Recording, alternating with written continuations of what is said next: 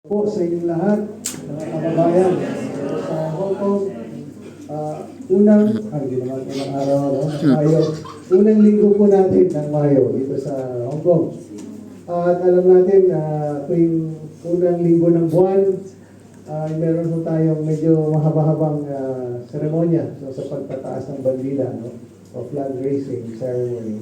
Kasama po ang ASEAN hymn na rinig nyo kanina, no?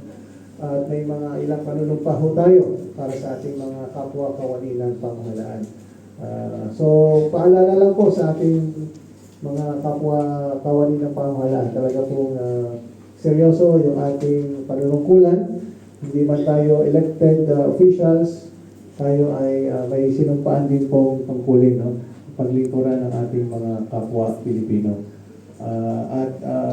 Sabi nga po, if we are in the service, in the government service, serve well, serve the public well, or not at all. Kasi nahihirapan lang po ang ating kababayan, ano? Kung hindi tayo susunod sa ating sinumpaan tungkulin. At sa atin naman mga kababayan, kayo po mga kapwa natin Pilipino, tungkulin nyo rin na kami ay bantayan. At kami ay paalalahanan sa aming tungkulin. At hanggat maaari po ay magbigay kayo ng mga konstruktibong solusyon, constructive criticism na kailangan, ano, para mapaganda pa ho natin ang ating serbisyo. Hindi lang po kayo narito parang tagatanggap ng serbisyo, tagabayad ng mga serbisyo. Tungkulin nyo rin po, no, na pagandahin ang buo nating public service, no, sa inyong obserbasyon, sa inyong mga solusyon. So, kaya every time ho kayo pupunta ng consulate, meron tayong tinatawag na feedback form. Okay, siguro hindi nyo pa natanggap dahil darating nyo pala. Mamaya, bago kayo malis, bibigyan ho kayo ng feedback form at sana po ay sagutan po ninyo ito. 2 minutes lang po yun, napakabilis. Bilugan nyo lang po yung mga makikita nyo nakangiting mukha. Check nyo lang yun. Kayo na po bahala kung anong gusto nyo isulat doon. No? Para po yun sa amin, no? Para mapabuti namin yung aming servisyo. Okay? Okay, at ngayon po nakikita niyo napaka-bongga ng ating dekorasyon. Meron tayong mga logo, red, white, and blue. Siguro po, alam niyo na anong dahilan. Dahil pinagdiriwang natin ang Labor Day, no? May first. Pangalawa, anibersaryo po ng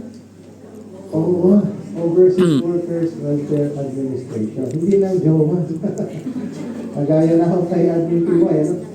So, OWA po, Overseas Workers Welfare Administration, na sinimulan pa ng panahon yung dating Pangulong Marcos, yung tatay po ng ating Pangulo ngayon, ano?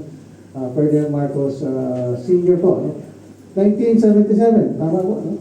Ang pangalan nito dati hindi pa OWA, parang Overseas Employment Development Board, if I'm not mistaken, ano?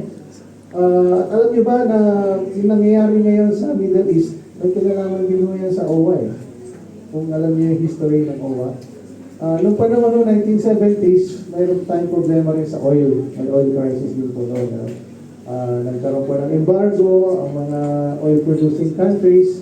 So, nahirapan din ang Pilipinas na kumuha ng langis na kailangan natin sa ating pag-unlad, di ba? So, isang paraan na inisip ng Pangulo noon ay mag-engage tayo sa overseas employment para makakuha po tayo ng dolyar at makabili tayo ng langis. Dahil alam niyo naman, ang langis hindi po nabibili sa ibang currency or salapi, no? Kundi sa dolyar lang. Hanggang ngayon naman yata, no? Pero inunti-unti nilang baguhin yun. No?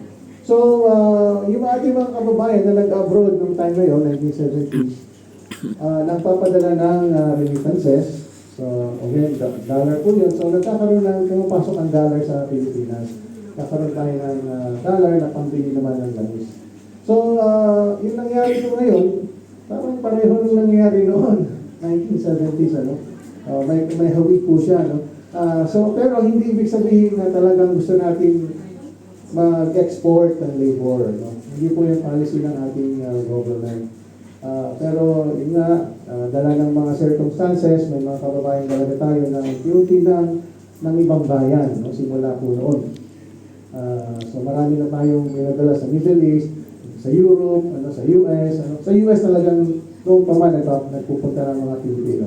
So isang reflection po ito na ang mundo talaga ay nagbabago, na tayong mga Pilipino, 10% halos ay nasa ibang bansa para sa pagtatrabaho. No? So ang OWA ay nandyan para subaybayan po tayong lahat. Welfare po ang kanyang purpose. Noong una, training din. Hanggang ngayon naman, may training pa rin. At welfare talaga yung primary concern niya para yung ating mga kababayan na nangangailangan ng tulong sa panahon ng kagipitan, nandiyan po ang OWA. Kaya ang kanilang logo or yung signal ay yung puso. No? Tama po, puso. OWA cares. Dahil gusto natin iparamdam sa inyo ng ating pamahalaan na nagmamahal po ang pamahalaan sa bawat isa sa atin.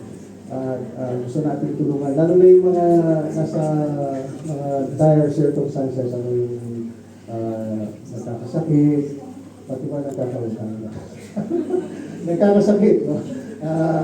Yung mga gusto pong mag-reintegrate sa Pilipinas, magnegosyo, ganyan, nag-iisip ng ibang pagkakakitaan. So, nandiyan po ang OWA.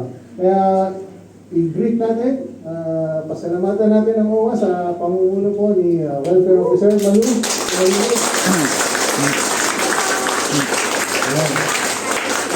Sa mga hindi pa nakakaalam, itong lugar na ito, 18th floor, OWA po.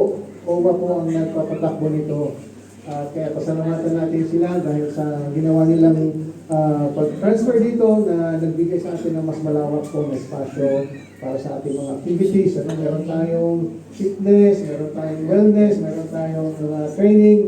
Nandito pati yung aming mga consular services po, nandito rin, nakikishare kami ng space.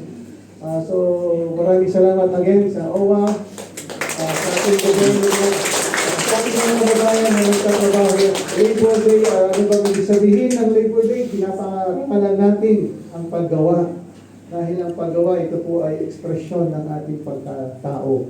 Diba? Workers' rights, human rights, magkapareho po yan. So, nandito natin, hindi lang tayo nagtatrabaho for yung ating material na subsistence, pinapakita natin yung tunay na pagkatao natin. Doon nagkakaiba ang hayop at ang tao, di ba? Tayo talagang consciously gumagawa ng paraan to improve our lahat, improve our condition. No? At yun po ang binibigay sa atin ng pagtatrabaho. No? Lahat naman tayo rito may trabaho at lahat naman siguro po may pangarap. So sa tulong ng inyong pagsisikap at suporta ng gobyerno, maabot natin lahat ito. Maraming salamat po.